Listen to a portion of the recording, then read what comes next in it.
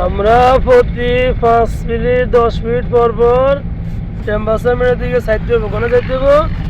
Temperature metre দিকে side দেবো। এখন বর্তমানে টেম্পারেচার মিটার কত আছে?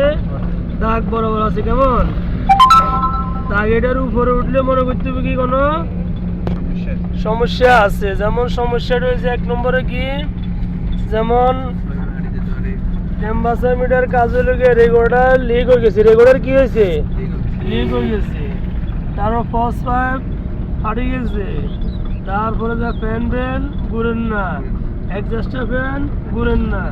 তার কারণ কি টেম্পারেচার মিটার গিয়েছে উড়ে গেছে উপর দিকে। আমরা প্রতি 4 থেকে 5 মিনিট 10 মিনিট অন্তর অন্তর কোনে চাইতে হবে, মিটার বোর্ডে তাকাইতে হইব যে আমাদের মিটার বোর্ডে কোনো বাতি শো করেননি, তারপর লাইট বাতি জ্বলেননি, ফ্যান বেল জ্বলেননি, সবগুলো কি এগুলো চাইতে হবে। কেমন টেম্পারেচার মিটার কাজ হয়েছিল কটা?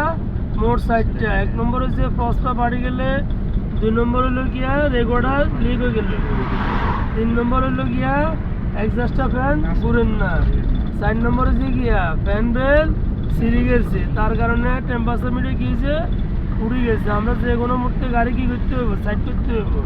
সাইড করে দেখতে হবে যে কোনো লিক ঠিক আছে কি না। কেমন এগুলোর দিকে ফলো করতে হবে বেশি বেশি করে।